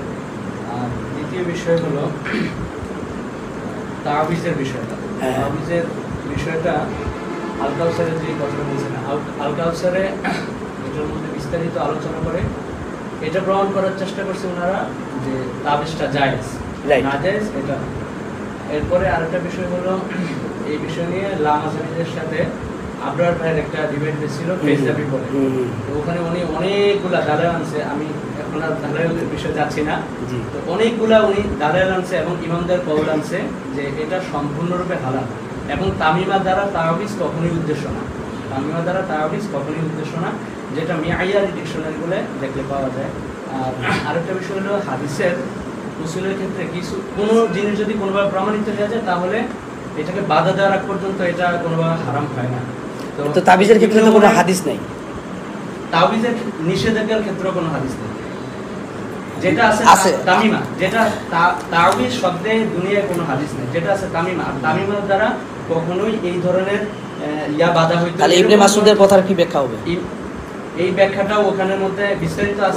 ওখানে ওনারা আংশিক নিয়ে আসছে, আমি পড়ছি ওইটা। মুসান্নিফ ইবনে আবি শাইবার রসুল হলো যে ওনারা উভয় পক্ষের বা এই বিষয়ে যদি তিন বিষয়ের কথা থাকে বা তিন পক্ষের কথা থাকে, তিনও বিষয় আনেন।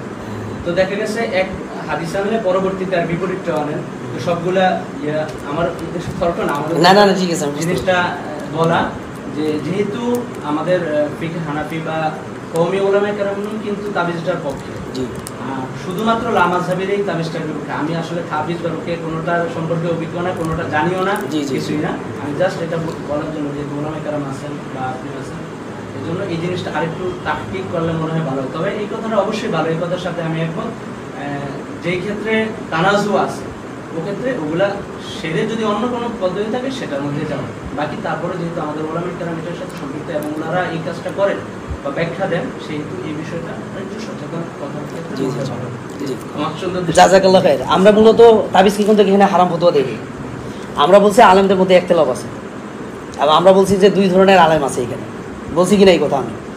সো এখন যার কাছে যেই দলিলটা শক্তিশালী মনে হবে, তাকে করে যেটা মনে হয়েছে সে ওটা গ্রহণ করতে পারে। যেহেতু তাবিজের পক্ষে কোনো হাদিস নেই, আর যেহেতু সুন্নাহ আমাদের সামনে স্পষ্ট, এই সমস্ত ধরনের সমস্যাগুলোকে কীভাবে শরীয়ত হ্যান্ডেল করবে এই বিষয়টা আমাদের স্পষ্ট। সো আমরা কেন তানাজুয়ের দিকে যাব? এটা তো উচিত না, আমরা এই কথাটাই বলছিলাম। তো আলেমদের মধ্যে একতলাফ, এটা হচ্ছে উম্মতের জন্য রহমত, ঠিক আছে। এখন যার কাছে যেটা ভালো মনে হয় সে ওটা করবে, ঠিক আছে। এখন আপনি যদি এটা কেন আমি বললাম, কারণ এটাই হলো সঠিক মানহাজ। কারণ একদিকে আব্দুল্লাহ ইবনে আব্বাসের মতো লোক আছে, আরেকদিকে আব্দুল্লাহ ইবনে মাসউদ রাদিয়াল্লাহু তাআলা আছে, আপনি কাকে খারাপ বলবেন? ওইটার রাইট তো আমার নাই। সো আমরা কিন্তু এই কথাটাই বলি যে তাবিজ নিয়ে জায়েজ কি জায়েজ না এটা নিয়ে একতলাফ আছে। এখন আপনারা যেই আলেমদেরকে যারা ফলো করেন তারা ওইটা করেন, আর কিন্তু আমাদের মূল বার্তাটা হলো যেখানে রাসূল সাল্লাল্লাহু আলাইহি ওয়াসাল্লামের কওল হাদিস আছে, ফেইলি হাদিস আছে, তাকরিরি হাদিস আছে, রুকিয়ার ব্যাপারে শরীয়ত আমাকে স্পেসিফিক সুন্নাহ দিয়ে দিছে, সেখানে আমি অন্যদিকে কেন যাব যেখানে ঝামেলা আছে? এটা হলো মূল কথা ছিল আমাদের। হ্যাঁ, কোরআন দ্বারা লেখা, এটা আমি এটাও বলছিলাম যে তা কোরআন দিয়ে তাবিজ লেখাটা জায়েজ কি জায়েজ না এটা নিয়ে একতলাফ করছি। কিন্তু আমরা আমাদের অভিজ্ঞতায় আমরা যদি 100টা তাবিজ খুলি 99টাই কোরআনের তাবিজ না। এখন এই যে একটা ফিতনা, এটাকে মোকাবেলা করতে হলে এখন জামানার তাগিদে ফতোয়ার দাবি হচ্ছে যে এটাকে আসলে নাজায়েজের হুকুমে ফেলানো, কারণ ফিতনার দ্বার আপনি উন্মোচন করে দিচ্ছেন। কারণ অনেক বিষয় কিন্তু জায়েজ হয়, তারপরে উলামায়ে কেরাম অনেক সময় কী করে হাইড করে সেটা। তো সে এই ক্ষেত্রে কেন করতেছে না? কারণ এই ক্ষেত্রে আমি যদি সহজ ভাষায় বলি, আমাদের আকাবিরদের প্রতি আমাদের একটা দুর্বলতা আছে, যেটা সহি না। আকাবির ভুল করতে পারে, আকাবির ও মুজরিমিহা কোরআনে নাই। আকাবির ও মুজরিমিহা হইতে পারে, যদিও এটা কাফিরদের ক্ষেত্রে বলা হয়েছে। তো আকাবিররা গুনাহ করতে পারে, তারা তো মাসুম না, নবী ছাড়া তো কেউ মাসুম না। সো এই ক্ষেত্রে আমরা দেখব কোরআন এবং হাদিস যেই দিকে আমাদের মূল বিষয়টা এবং উলামায়ের ফতোয়া যেই দিক থেকে, যেমন রুকিয়া নিয়ে কারো কোনো একতলাফ নাই, তাহলে আমি এটাতে কেন যাচ্ছি না, বাকি দিকে কেন যাব? এবং দেখেন বাংলাদেশে আশরাফ আলী থানভী রহিমাহুল্লাহ নাম দিয়ে যে বইটাকে প্রচার করা হয় বেহেশতি জবর, ওইখানে এমন এমন ভাই তাবিজ আছে আপনি পড়লে আপনার মাথা খারাপ হয়ে যাবে, এটা ডাইরেক্ট কুফরির মধ্যে পড়ে, নাউজুবিল্লাহ। এবং ওইটাকে আজকে চালিয়ে দেওয়া হইতেছে আমাদের আকাবির আশরাফ আলী থানভী রহিমাহুল্লাহর নামে। তা আপনাদের বিবেকে কি বলে যেই লোকটাকে হাকিমুল উম্মত বলা হয় সে এই ধরনের তাবিজ দিতে পারে? কখনই সম্ভব না। আর এই যে নকশার তাবিজ, আনোয়ার শাহ কাশ্মীরি রহিমাহুল্লাহর আমলে কোরআন নামে বই আছে, ওইখানে নকশার তাবিজ আছে। আমরা মনে করি এটা উনারা লিখেন, এটা হচ্ছে আমাদের মানহাজ, উনাদের নামে এটা চালানো হয়েছে। কারা চালাইছে? এই তাবিজপন্থী যারা হারাম কুফর শিরিক প্রমোট করে, এই সমস্ত খবিজ যারা আছে এরা হচ্ছে এগুলোকে ঢুকাইছে আমাদের আকাবিরদের নামে। আমাদের আকাবিরা আসলে এটা থেকে সম্ভবত কি ছিল? মাসুম ছিল। আর যদি ওনারা এটা লিখেও থাকে তাহলে আমরা মনে করবো যে এটা তারা ক্ষত করছে, এটা তাদের ভুল। আমরা আকাবিদের ভুলকে তো অনুসরণ করতে পারি না। কথাটা ক্লিয়ার? এটাই হচ্ছে মূল বিষয় আর কি।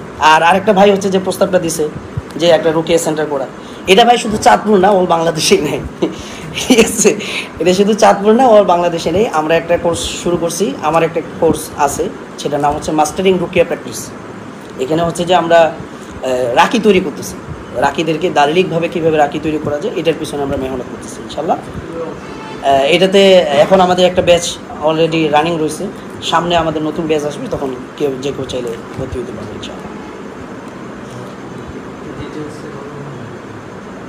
মানে মাসনুন লাইফে আমাদের একটা প্রতিষ্ঠান আছে মাসনুন ইনস্টিটিউট, ওইটার আন্ডারে আমাদের একটা রুকিয়া কোর্স আছে। এই কোর্সটা আমরা করে দিয়েছি রাখি বানানোর জন্য, এটা আম পাবলিকের জন্য না। তো যারা রাখি হবে সে মূলত সে যে প্রত্যেকটা কাজ করবে, যেমন একটা পেশেন্টকে সে আঘাত করলো, যেমন আমি দরবের হাদিস বললাম যে রাসূল সাল্লাল্লাহু আলাইহি ওয়াসাল্লাম দর করছেন, তো এটার ক্ষেত্রে তার দলিলগুলো জানা থাকতে হবে, অর্থাৎ আলা বাসিরা, মানে সে প্রত্যেকটা কাজ করবে বাসিরতের সাথে, জেনে এবং বুঝে, দলিল আদিল্লার সাথে। এইরকম একটা কোর্স আমরা ডিজাইন করছি, সেটা নিয়ে আমাদের অলরেডি একটা ব্যাচ চলতেছে। তো সামনে এই ব্যাচ শেষ হলে আমরা নতুন করে আরেকটা ব্যাচ নিব, ওইখান থেকে কেউ শিখতে পারবে ইনশাআল্লাহ। আর অলরেডি আমার একটা চ্যানেল আছে রাকি আব্দুল মালেক নামে, ওইখানে তিব্বে নববী এবং রুকিয়া শরিয়া নিয়ে 5টা ক্লাস আছে আমার, যেখানে আমরা রুকিয়া শরিয়ার বেসিক আলোচনাগুলো করছি, এগুলো ফ্রি করে দেওয়া আছে, এগুলো চাইলে আপনারা শিখতে পারেন, শুনতে পারেন ইনশাআল্লাহ। আচ্ছা, আর কারো কোনো প্রশ্ন আছে? একটা প্রশ্ন হলো, অনেক আমি দেখছি যে হিন্দুরা আসে আলেম লেখা দেয় আল্লাহ মাহদি বা ইয়া হাদি লেখা দেয়, এটার লেখা দেওয়াটা কি? ওই তো মানে এখানে যেহেতু অর্থটা স্পষ্ট, তো এই সমস্ত তাবিজগুলো নিয়েই মূলত এখতলাফ, বুঝতে পারছেন যে এইগুলো দেওয়া যায় কি হবে কি হবে না, আর বাকি কথা তো আমি বলছি। তবে আমাদের যেহেতু সুন্নাহ আছে, এবং আমি আপনাকে বলছি যে রাসূল সাল্লাল্লাহু আলাইহি ওয়াসাল্লাম সুন্নত তো আর ভঙ্গ হবে না, হিন্দু আসছে আবেগ নিয়ে, জানতে করে লম্বা সময় নিয়ে এটা সে ভঙ্গ চায়, সে চায় একটা তাবিজ দেওয়ার জন্য, এটা সে দেখে এসে এদের গুরুদের যদি এগুলো ইয়া হাদি বা আল্লাহ মাহদি দেখে দেয়, তাহলে কি হাজাজ করতে? যার কাছে গেছে সে যদি ওই যে ওমানিয়াদ্দা তাসকিরুল জিন এবং যদি আহলুল আজাইম হয়, তাহলে সে যদি কোরআন দিয়েও লিখে দেয়, ওটা জায়েজ হবে না, ঠিক আছে? এই হলো কথা। একটা বিষয় হচ্ছে যে বিশেষ করে আমাদের সমাজে যারা ইমাম সাহেব, অধিকাংশ তাদের কাছে গেলে তারা নানার মাধ্যমে বলে দেয়, এই বিষয়টির মধ্যে একটু আচ্ছা, এইখানে একটা বিষয় হয় যে আজকে দুঃখজনক বিষয় হলো ইসলামী শরীয়তে ইস্তেখারা খুবই গুরুত্বপূর্ণ একটা বিষয়। তো আজকে আমাদের কিছু আলেমদেরকে দেখি এই যে ইস্তেখারা যে ট্রাম, যে মৌলিক ভাষা একটা বা এটার যে কাজ, এটাকে তারা পরিবর্তন করে ফেলছে, বিকৃতি সাধন করছে, বলা চলে এটা দিনের মধ্যে পরিবর্তন করা। কিভাবে? ইস্তেখারা মানে হইলো আল ইস্তেখারা মানে কি? কল্যাণ কামনা করা, কার কাছে? আল্লাহর কাছে। অর্থাৎ আমার কোনো একটা বিষয়ে দোদুল্যমান আছি আমি, মানে আমি একটা প্রতিষ্ঠান করব, এটা করাটা আমার জন্য ভালো হবে কি হবে না, অথবা আমার জন্য একটা বিয়ের প্রপোজাল আসছে, আমি চিন্তা করতেছি এটাকে বিয়ে করাটা আমার ঠিক হবে কি হবে না, তা আমি সিদ্ধান্ত নিতে পারতেছি না, তখন গিয়ে ইস্তেখারা করতে হয়। তো ইস্তেখারার নিয়ম কি? প্রথমত 2 রাকাত নামাজ পড়তে হয়, তারপর হলো আল্লাহুম্মা ইন্নী আস্তাগফিরুকা যে দোয়াটা আছে ওটা কি পড়তে হয়। তো এখন বর্তমান সমাজে দেখা গেছে যে অনেক ইমাম সাহেব বা অনেক আলেমরা বলতেছে যে আপনি আপনার নাম দেন, আপনার মায়ের নাম দেন, আপনার বাবার নাম দেন, তাহলে আমরা ইস্তেখারা করে দেখবো আপনার কোনো প্রবলেম আছে কিনা। এখন আপনারা বলেন যারা আলেম আছেন, ইস্তেখারা কি জিনের প্রবলেম আছে কি আছে নাই এটা ডায়াগনোসিস করার জন্য ইসলাম দিয়েছে? তাহলে দেখেন পুরো দিনটাকে এরা বিকৃতি করে ফেলছে। অনেকে এটা আবার আরেকটা নাম দিছে হাজিরা দেখা, ঠিক আছে? এখন হাজিরা দেখা এই কথাটা এখন আর ওরা বলে না, কারণ মাইন্ড বুঝে ফেলছে যে এরা খারাপ। এখন ওরা ব্যবহার করে কি ইস্তেখারা করে দেবে। এখন ইস্তেখারা তো ভাই আপনারটা আপনার করতে হবে। 2 রাকাত নামাজ আপনি নিজে করবেন নাকি আপনার নামাজ আরেকজন করে দেবে? সহজ বিষয়। তো এইভাবে যে ইস্তেখারার নাম দিয়া বা হচ্ছে যে হাজিরা দেখার নাম দিয়ে যে কাজগুলো করা হয়, এগুলো আসলে জায়েজ নেই। মূলত এখানে তারা শয়তানের পূজা করে, শয়তানের সাহায্য নেয়, তার মাধ্যমে হচ্ছে যে তারা এই আমাদের শরীরের প্রত্যেকের সাথে একজন করে কারিন শয়তান আছে। সহিহ মুসলিমের হাদিস আসছে, মা মিনকুম মিন আহাদিন ইল্লা ওয়া কদ উকিলা বিহি করিনুহু মিনাল জিন ওয়া করিনুহু মিনাল মালায়েকা, যে আমাদের প্রত্যেকের সাথে একটা করিন জিন শয়তান আছে, আরেকজন ফেরেশতা আছে। করিন জিনের কাজ হলো সে আমাকে ওয়াসওয়াসা দিবে, আর ফেরেশতার কাজ হলো ভালো কাজের ওয়াসওয়াসা দিবে। তো এই যে আমাদের সাথে যে করিনটা থাকে, সে তো আমাদের জন্ম থেকে নিয়ে মৃত্যু পর্যন্ত থাকে। তা আমি কোন জায়গায় অ্যাক্সিডেন্ট করছি, কোন জায়গায় কী সমস্যা হয়েছে, কোন ঝামেলা হয়েছে, এটা সে জানে কি না, বা প্রত্যেকটা পাপ কিন্তু ও জানে। তো তখন জাদুকররা কি করে, তার যে পূজিত জিন আছে তাকে নিয়োগ করে যে আপনি এই নাম, এই যে আপনি নাম দিলেন, আপনার নামে আপনার মায়ের নাম, এর মানে হচ্ছে আপনি আপনার আইপি অ্যাড্রেস তাকে দিয়ে দিয়েছেন। মানে আমার গুগল, যেমন গুগল লোকেশন দিয়ে আমরা কী করি, ট্র্যাক করি না, সেম এমনিভাবে আমি আমার আইপি অ্যাড্রেস তাকে দিয়ে দিছি। এইটার মাধ্যমে সে এখন আমাকে কী করে, খুঁজে খুঁজে বের করে তখন আমার যে করিন শয়তান তার সাথে একটা যোগাযোগ স্থাপন করে সে কিছু জিনিস ওইখান থেকে কালেক্ট করে পরবর্তীতে তাকে বলে যে তোমার এই সমস্যা আছে, এটা আছে, এটা আছে। সে তো বলে যে হ্যাঁ হুজুর, এটা তো আমার হয়েছিল, আমি তো ব্যবসায় লস খাইছিলাম, হ্যাঁ আমার তো এই সমস্যা হয়েছিল। এই যে একটা আত্মবিশ্বাস অর্জন করে ফেললো, পরে ওই হুজুর এখন যত কি ফ্রি ট্রিটমেন্ট দেব, ও হলো আল্লাহওয়ালা, ওটাই নিতে হবে। এই ধরনের কাজগুলো হইতেছে আর কি। তো আমরা এগুলো থেকে বিরত থাকবো আর কি ইনশাআল্লাহ। খরচ এটা নিয়ে আমাদের অনেকেরই আছে, অনেক টাকা সবাই ঠিক নিতে পারে না, এটা খরচ কেন? আর রুকিয়া করলে সুস্থ হতে এত সময় যায় না, লম্বা সময়, এত তো সময় নেই। যারা ব্যবসায়ী আছে সে চাইতেছে যায় আসলে একটা তাবিলে না তাড়াতাড়ি ব্যবসাটা ভালো হবে, এটা এটা তো লম্বা টাইম সে রুকিয়া বসে দেওয়া, রুকিয়া তাহলে উনি ব্যবসা করা দরকার, উনি সুদ খাক। হালাল ব্যবসায় তো এখন কঠিন হয়ে গেছে না? লম্বা টাইম লাগার পিছনে আসলে কি কারণ আর খরচের বিষয়টা? আচ্ছা, তো খরচের বিষয়টা ভেরি করে আসলে একটা প্রতিষ্ঠান কীভাবে চলে ওইটার উপর। তো এখানে একজন রাকি, সে রাকিদের কষ্টটা কিন্তু অন্য লেভেলের। আপনারা টানা চিলে 1 ঘন্টা কোরআন শরীফ পড়ে দেখেন। হ্যাঁ, আমার এখানে মাইর খাওয়ার সম্ভাবনা আছে পেশেন্টের থেকে, আমার এক রিক্সের বিষয় আছে। তারপরে হইলো যে অনেক সময় দিতে হয়, এটা নিয়ে অনেক গবেষণা করতে হয়, পরিশ্রম করতে হয়। এদের জন্য তো উজরত নেওয়াটা জায়েজ, যেমন আবু সাইদ খুদরি রাদিয়াল্লাহু তাআলা আনহু হাদিস, এবং আরেকটা হাদিস যেটা বললাম খারিজা বিনতে সাল্লাত, ওনার জন্য রাসূল সাল্লাল্লাহু আলাইহি ওয়াসাল্লাম জায়েজ করছেন এগুলো। এরপরে হচ্ছে যে সেন্টার যে ভাড়া, এখানে তো প্রতিষ্ঠানে একটা ভাড়া দিতে হয়। তো ওই ভাড়াটা ওইখানে ওইটারও একটা হিসাব নিকেশ করে মূলত চার্জটা ধরা হয়। সো এই ক্ষেত্রে একজন প্রতিষ্ঠানের যিনি মালিক, যিনি রাখি, সে তার সমস্ত খরচ এগুলোকে হিসাব নিকাশ করে, তার যে পারিশ্রমিক এগুলোকে হিসাব নিকাশ করে এমনভাবে একটা রেট ধরা যেটার মাধ্যমে মানুষের জন্য জুলুম না। হ্যাঁ, যারা টাকাওয়ালা আছে তাদের কাছ থেকে আপনি আপনার প্রপার যেটা রেট ওইটা গ্রহণ করেন।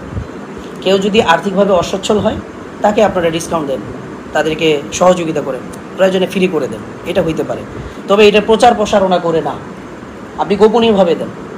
ওই যে হাল্লাকা সিররুন ইনদাল্লাহ, হাল্লাকা সাদাকাতুন ইনদাল্লাহ, মানে এটা সাদাকা হিসেবে নেন আর কি ইনশাআল্লাহ। হ্যাঁ, তাহলে আমরা হচ্ছে যে গোপনে কী করবো, হেল্প করার চেষ্টা করব। আর যাদের সামর্থ্য আছে তাদের কাছ থেকে আপনি বুঝাবেন কেন আপনি এত চার্জ নিচ্ছেন, এটা তো আপনাকে বুঝাইতে হবে, তাই না? তো আবু সাইদ খুদরি রাদিয়াল্লাহু তাআলা আনহু, উনার তো মেজাজি গরম করে দিয়েছিল, মেহমানদারি করে না, উনি বলছে 1 পাল বকরি দিতে হবে। হ্যাঁ, তো আপনিও কি করেন, এটা কিন্তু আবার সিন্ডিকেট না, উনি মূলত ওনার যেটা ন্যায্য ছিল ওইটা ধরছেন। সো আপনি আপনার প্রতিষ্ঠানে হিসাব নিকাশ করেন, পারিশ্রমিক হিসাব নিকাশ করে একটা ন্যায্য রেট আপনি দাঁড় করেন, এটা সব থেকে ভালো হবে আর কি ইনশাআল্লাহ। আর দ্বিতীয় যে বিষয়টা, যে রুকিয়াতে সুস্থ হইতে এত দেরি লাগতেছে কেন, তো এটা তো একটা ভুল কথা। মানুষ আসলে নেগেটিভিটিটা বেশি ছড়ায়। আপনি পত্রিকা খুললেন সব নেগেটিভ খবর, ভালো কোনো খবর নাই, অমুক জায়গায় ধর্ষণ হয়েছে, অমুক জায়গায় অ্যাক্সিডেন্ট হয়েছে, নেগেটিভিটিটা বেশি ছড়ায়। তো একটা সেশন করে যে হাজার পেশেন্ট সুস্থ হয়ে গেছে এটা কোনো মানুষ বলে না। আর কিছু কিছু কেস আছে যেগুলোতে একটু দীর্ঘ সময় লাগে, ওইটা নিয়ে হাইপ তোলে যে এত সময় লাগে কেন। এটা হলো একটা বিষয়। আর দ্বিতীয় নম্বর হচ্ছে আল্লাহ তাআলা কোনো রাকিকে টিকাদারি দেয় নাই যে সে কাউকে সুস্থ করে দিবে। রাকির কাজ সে শরিয়া অনুযায়ী ট্রিটমেন্ট দিবে, সুস্থ হবে কি হবে না ওটা আল্লাহ তাআলার ইচ্ছা। এখন পেশেন্টের পক্ষ থেকে দেখতে হবে যে রাকি আমাকে সঠিকভাবে সাপোর্ট দিচ্ছে কিনা। যদি সে তাকে প্রপার ওয়েতে সাপোর্ট দেয় তাহলে জাস্ট এনাফ, আর কোনো কিছু দরকার নেই। কারণ রাকি তো টিকাদারি নেয়নি, আল্লাহ ওনাকে টিকাদারি দেয়নি যে সুস্থ করে দেবে, আর শিফা তো তার হাতে না, কোথা থেকে দিবে। আর প্রত্যেকটা জিনিস আমরা জানি যে রোগ হইতে সময় লাগে না, কিন্তু রোগটা সারতে সময় লাগে। যেমন আমার একটা মোবাইল, এটা যদি হাত থেকে এখন পড়ে যায়, ভাঙা গেল ডিসপ্লে, তো এখন এই ডিসপ্লেটাকে ভাঙতে তো 1 সেকেন্ডও সময় লাগলো না, কিন্তু এটা আমি যদি রিপেয়ার করতে যাই মেকারের কাছে নিয়ে যেতে হবে, ও দেখবে, চেক করে আসলে ডিসপ্লেটা গেছে কিনা, নাকি ভালো আছে, তারপরে এটার সাথে উপযুক্ত একটা ডিসপ্লে দিবে, অনেক সময়ের ব্যাপার। সেম একই প্রসেস তো হচ্ছে যে আপনার চিকিৎসার ক্ষেত্রে একজনের সমস্যা 20 বছর, 25 বছর, 22 বছর, 10 বছর, 8 বছর, এটা কি একদিনে ভালো হয়ে যাবে? এটা তো হবে না, সময় লাগবে, সবর করতে হবে। রাসূল সাল্লাল্লাহু আলাইহি ওয়াসাল্লাম উনি যে রোগে মারা গেছেন সেটা কি বিষের প্রভাব, ওই যে খাইবারের যুদ্ধে ওনাকে যে বিষ খাওয়ানো হয়েছিল ওই প্রভাবে তো উনি মারা গেছেন, যে কারণে এই থ্রোটে ওনাকে শহীদ বলা হয়। তো ইবনু সাইদা উনি ওনার বইতে লিখছে, ইমাম ইবনুল কাইয়িম রাহিমাহুল্লাহ এই হাদিসটা ওনার তিব্বন নববীতে নিয়ে আসছেন। এই ইলাজুস সিহর এই অধ্যায়ে উনি এটা নিয়ে আসছেন যে রাসূল সাল্লাল্লাহু আলাইহি সাল্লাম উনার মাথার 2 শিং বরাবর হিজামা করেছেন হিনা তুব্বা, যখন উনাকে জাদু করানো হয়েছে, মানে উনি হিজামা করেছেন। এটা ছিল একটা হাদিস।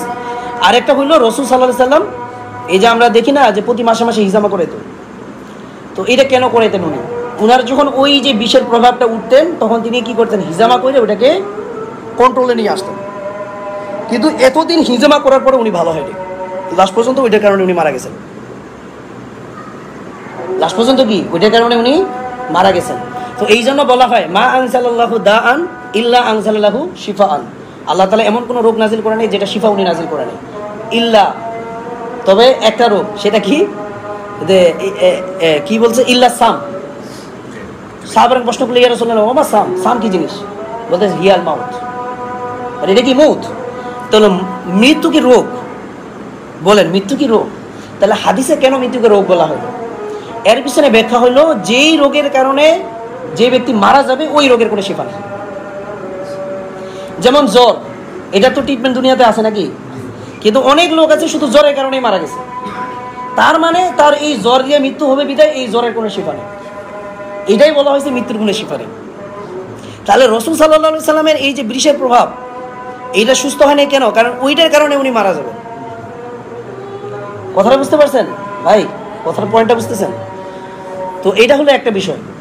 আর আরেকটা বিষয় হলো যখন পেশেন্টের মধ্যে যে মার্কির মধ্যে কিছু গুণাবলী থাকতে হয়, একজন মার্কি যে তার আকীদা বিশ্বাস, মানে রোগী যে তার আকীদা বিশ্বাস ঠিক থাকতে হবে, তার এটার পিছনে শ্রম দিতে হবে, রাকি যে সাজেশনগুলো দিচ্ছে এগুলোকে প্রপার ওয়েতে ফলো করতে হবে। যদি সে নিজে না পারে রাকির কাছ থেকে বারবার সেশন নিবে, এগুলো যদি প্রপার ওয়েতে হয় তাহলে আমরা দেখছি মেজরিটি পার্সেন্ট আলহামদুলিল্লাহ সুস্থ হয়ে যায়। জিন যে কবিরাজ বা চোখ বন্ধ করে দেখা যায় অনেক জিন হত্যা করতেছে, অনেক লাখে লাখে দেখছে, এই বিষয়গুলো ক্লিয়ার করলে আর বন্দী করা। আর আমাদের আবার ওলামায়ে কেরাম যেখানে আছেন এই বিষয়টা ক্লিয়ার করে যে অনেকে রোকেয়া বোঝে, অনেক সব কিছু জানে, তারপরে করতে চায় না বা পরিবারও করতে চায় না, ভয়ে যে নিজে কোনো ক্ষতি করে যাবে, এগুলো আসলে আমাদের কোনো ভয় আছে কিনা বা আমরা এটা কাজটা ঠিক। আচ্ছা আচ্ছা,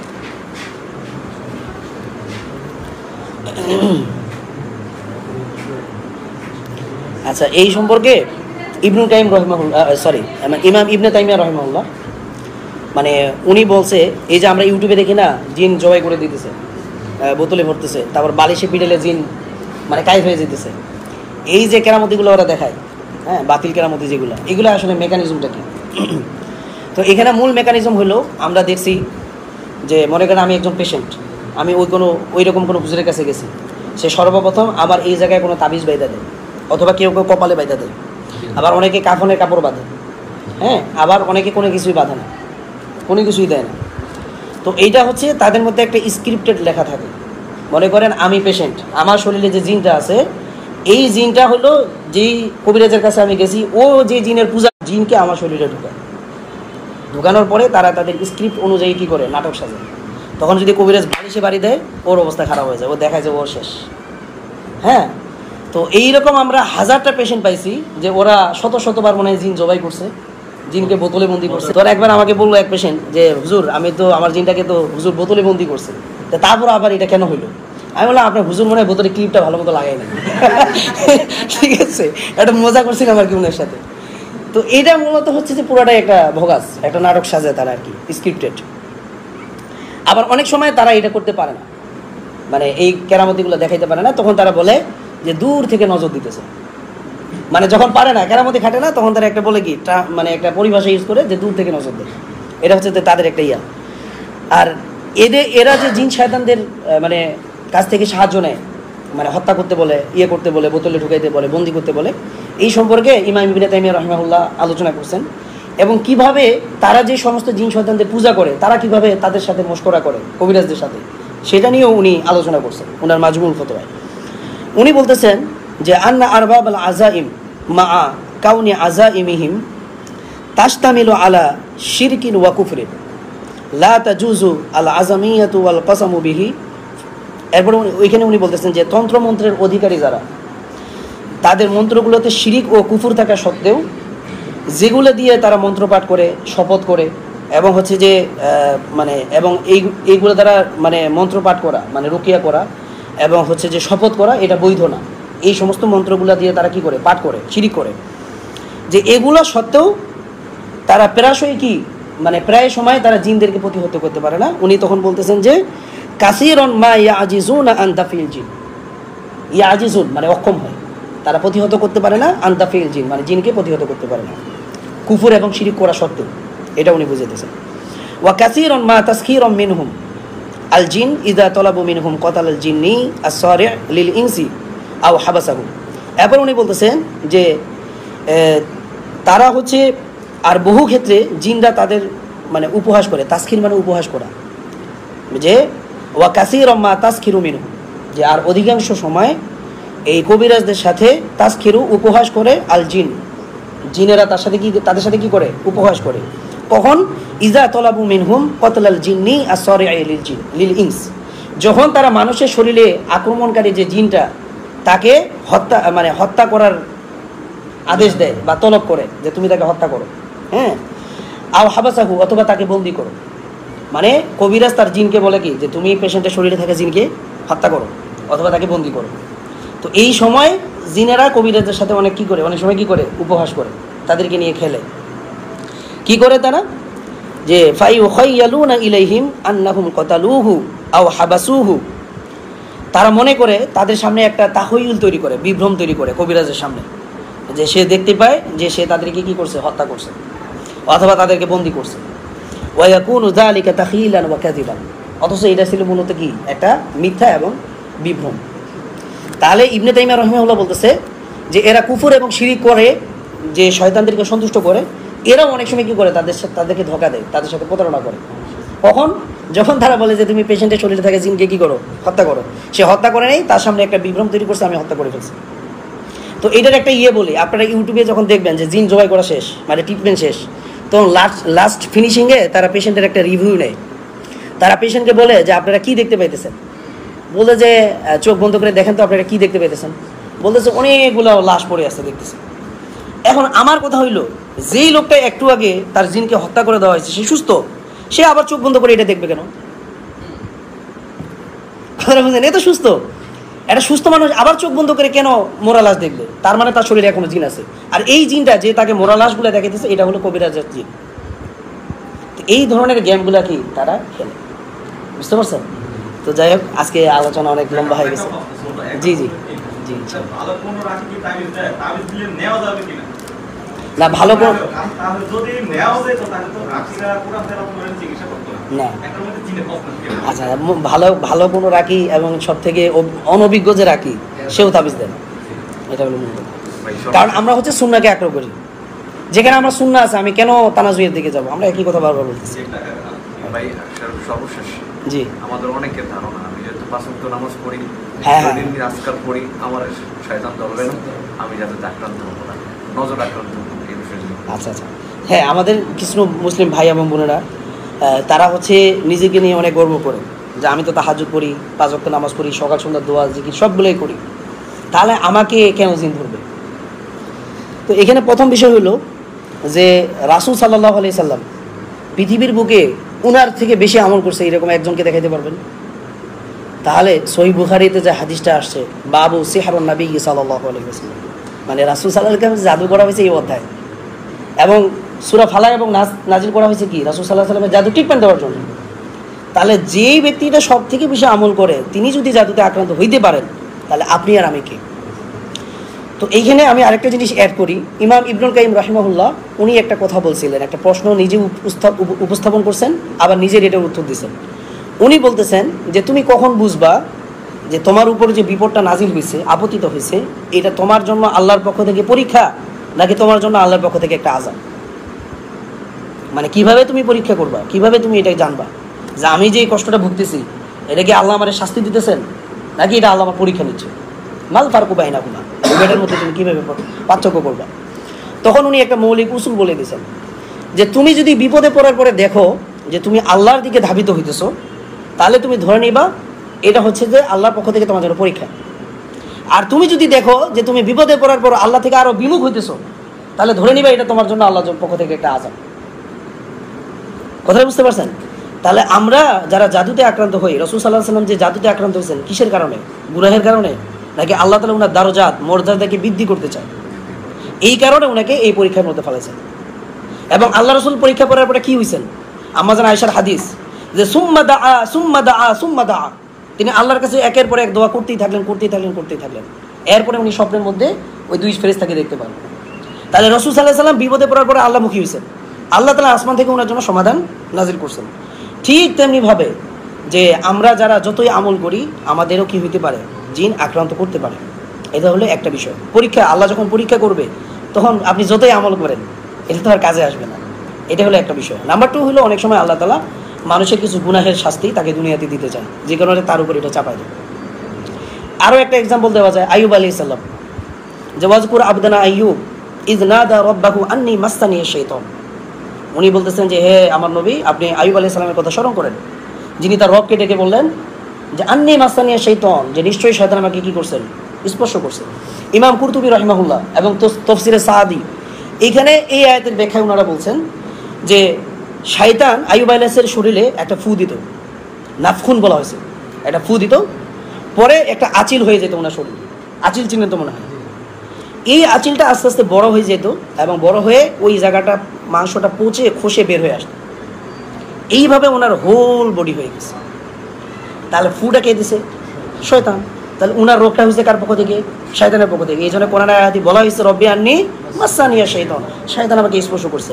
তো এটা কি আইয়ুব আলাইহিস সালামের গুনার কারণে, নাকি আল্লাহ তাআলা ওনার দারজাত মর্যাদাকে বৃদ্ধি করার জন্য করছে? সো এইরকম আমাদের যারা মুমিন, যে ওই যে কোরআনের আয়াত আছে না যে আল্লাহ তাআলা চায় মুমিনদের দারজাতকে বৃদ্ধি করতে, তো এটা দারজাত বৃদ্ধি করা শুধু নবীদের সাথে সম্পৃক্ত না, বরং মুমিনদের ক্ষেত্রেও কি দারজাত বৃদ্ধি হয়। সো এই কারণে দারজাত বৃদ্ধি হওয়ার কারণে আল্লাহ তাআলা অনেক সময় কি করতে পারেন? আমাদেরকে এই সমস্ত পরীক্ষায় ফেলাইতে পারেন। আল্লাহ তাআলা দেখবেন যে তোমাকে এই পরীক্ষা আমি ফেলাইলাম, তুমি কি শিরকের দিকে যাবা, নাকি কুফরের দিকে যাবা, নাকি আমার দিকে ফিরে আসবে? পরীক্ষা। দ্বিতীয় নম্বর যে বিষয়টা, আল্লাহ তাআলা গুনাহের কারণে, যেমন মনে করেন যারা আজকে বিভিন্ন জিনায় লিপ্ত হয়, তাদের শরীরে জিন ঢুকবে না। আল্লাহ রসুল দেখেন বাথরুমে ঢুকতেছেন, শয়তান থেকে পানা চাইতেছেন, স্ত্রী সহবাস করতেছেন, শয়তান থেকে পানা চাইতেছেন, বাড়িতে ঢুকতেছেন, শয়তান থেকে পানা চাইতেছেন, বাড়ি থেকে বের হইতেছেন, শয়তান থেকে পানা চাইতেছেন, খানা খাইতেছেন, বিসমিল্লাহ বলে খাইতে বলছে, না খাইলে শয়তান খাবে, ডান হাত দিয়ে খাইতে বলছে, না খাইলে শয়তান খাবে, হাই দিলে মুখটাকে আটকাই বলতেছে, নাহলে মুখের ভিতর দিয়ে শয়তান ঢুকবে, শয়তান পেটের মধ্যে হাসে। এরপরে হচ্ছে আপনার একটা ইয়া হলে মনে করেন কি বলে, এইরকম যতগুলো সেক্টর আছে, কোরআন শরীফ পাঠ করতেছেন আউযুবিল্লাহ, নামাজ শুরু করতেছেন আউযুবিল্লাহ, মানে এমন কোনো কাজ নাই যেখানে আল্লাহ রাসূল শয়তান থেকে পানা চাইতে বলেন। তাহলে এত জায়গায় আল্লাহ রাসূল শয়তান সম্পর্কে আপনাকে সতর্ক করলো, আর আপনি এগুলো কোনোটাই বললেন না। আপনাকে জিন ধরবে না, কাকে ধরবে? ঠিক আছে, এটা হলে তৃতীয় নম্বর হলো আমাদের গাফলতির কারণে, আমাদের গুনাহের কারণে আল্লাহ তাআলা অনেক সময় এই ধরনের আযাবগুলো আমাদের চাপায় দেয় ইনশাআল্লাহ। ঠিক আছে, তো মূল প্রশ্ন ছিল ওইটা যে কেউ আমল করলেও সে আক্রান্ত হইতে পারে, যেহেতু আল্লাহ রাসূল বলেছে ইনশাআল্লাহ।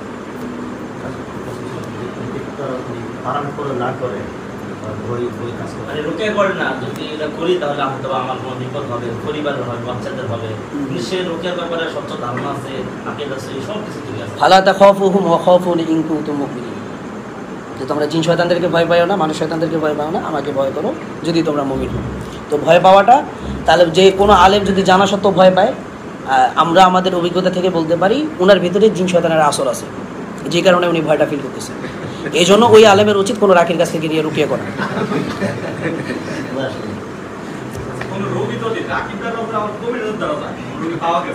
হ্যাঁ, পাওয়া যায়।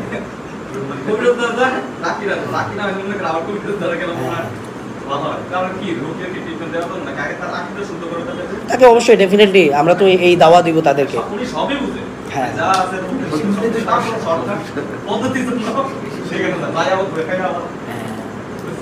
তো ওইটাই ইস্তেকামত থাকতে হবে আর কি।